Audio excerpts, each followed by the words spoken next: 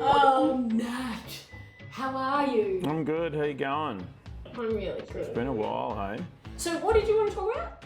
I just read that you gave up your green card. What was that? Maintaining 2 homes, one in Sydney, one in New York, and flying between them was spewing tons and tons of CO2 into the atmosphere. This is the prime cause of global warming. So I gave up my green card and I've massively reduced the amount I fly, but that kickstarted this whole other lifestyle change. I'm very keen to work towards a future that I can be proud of and that our daughter can be proud of. Yeah, good for you. Now, I want to lighten my carbon footprint. What do you think I should be doing? Now, there's people doing amazing things out there. I don't want to dictate like some kind of dictator and tell you your top 9 rules for how to get sustainable. So I say to you, go out on the road, find what speaks to you, and then just start. I've got to go on tour in a sec, so I think I'm going to have to get my mate Slats on the job. I'll get him on the blah, we'll have a chat about it, and away he goes. Yee-hoo! Oh, who's that? Must be, oh bloody hell, it's Nat's what I reckon. G'day mate, how you G'day doing? Slats, how are you, mate? I'm good mate, what do I have the pleasure? Hey, listen, mate, are you up for a bit of a mission? Well, I didn't put on my cowboy hat this morning No, for I nothing. can see that. You scream mission ready. So I just spoke to my mate Yale, and she's given up her green card to lighten her footprint. And I thought maybe you could go on a bit of a mission, see if you could discover more ways to do that. Mate, I'm up for it. All right, rep a beauty. See you around.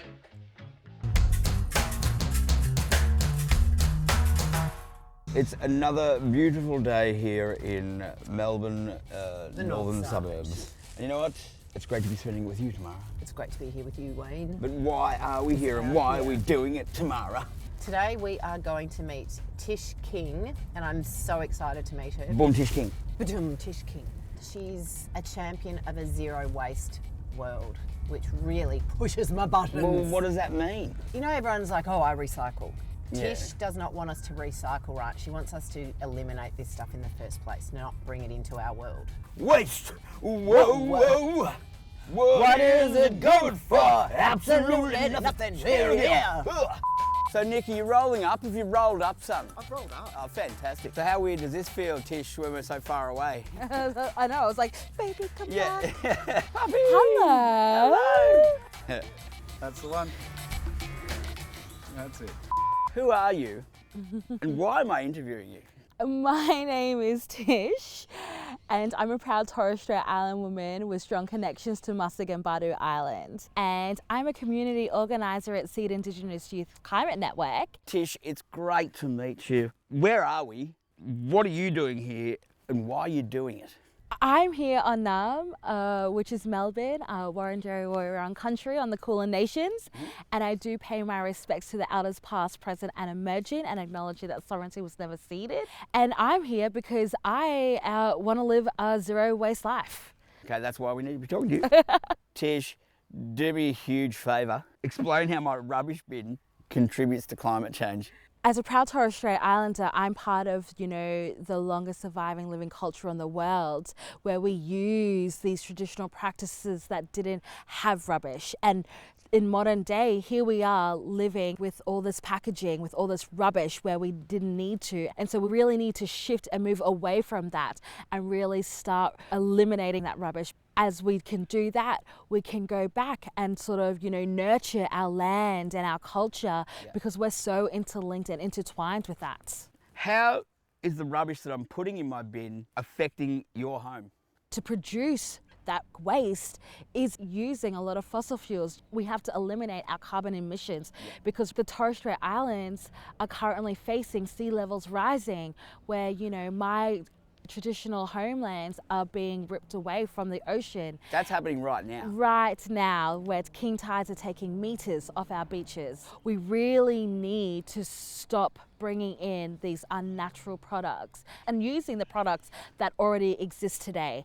So Tish, how do I cut the crap from my life?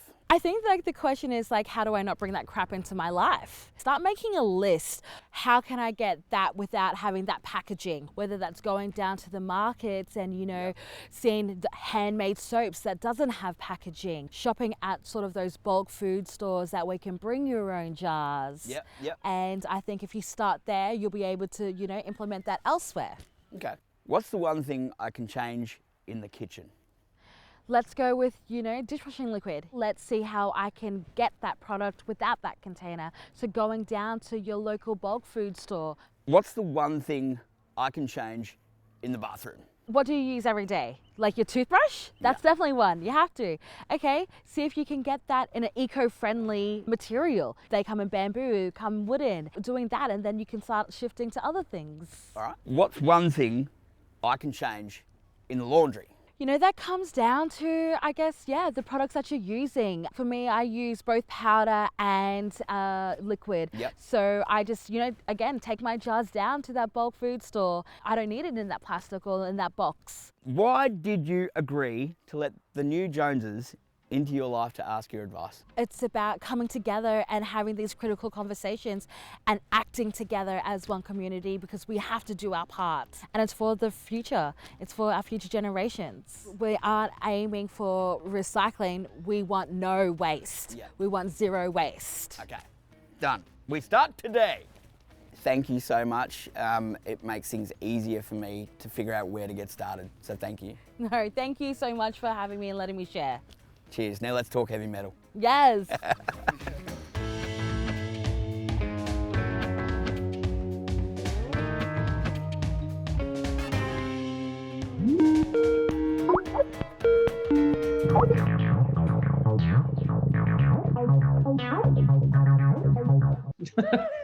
Come on, mate. I'm just thinking about from now on perhaps just speaking in synthesizer. Maybe.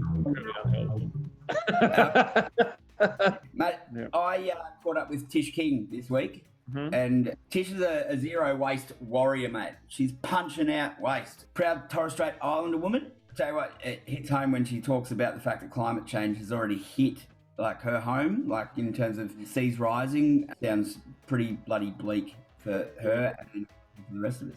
So I asked her, what's the go with being zero waste? And she said, avoid packaging, mate. Avoid packaging. It's not about recycling. Nah, avoid packaging first. She was saying like there's places, you know, if you've got a big jar, go and get your washing powder, like refill it. Try wherever you can to not even get packaging. Look for alternative ways to get the thing without the plastic or the packaging. That makes sense. That makes sense. Solve the issue before it becomes a problem. It's not rocket surgery. It doesn't take rocket appliances. Don't even use rocket. Yeah. Make your waste zero. And then That's smart. anything up, right, recycle it. Anyway, Oh. I've got work to do. As you can tell, You look very busy. I'm focused. Yeah. The tie doesn't wobble a great deal.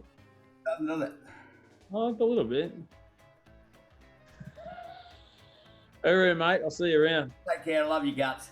You too, mate. Check out.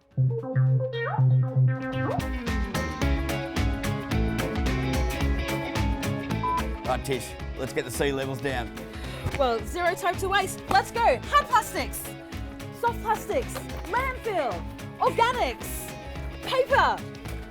Perfect. That was easy.